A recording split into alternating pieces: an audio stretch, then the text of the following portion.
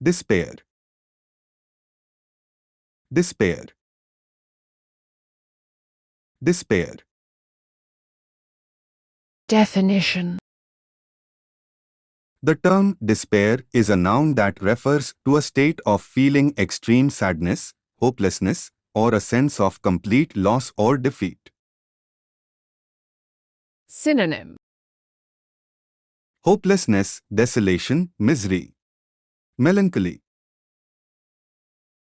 Sentences. Despair is used to describe a state of extreme sadness or hopelessness. मायूसी इंतहाई उदासी या नाउम्मीदी की हालत को बयान करने के लिए इस्तेमाल किया जाता है। निराशा का प्रयोग अत्यधिक उदासी या निराशा की स्थिति का वर्णन करने के लिए किया जाता है। The book describes a spiritual journey from despair to happiness.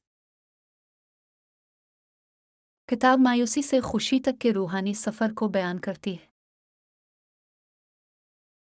पुस्तक निराशा से खुशी तक की आध्यात्मिक यात्रा का वर्णन करती है।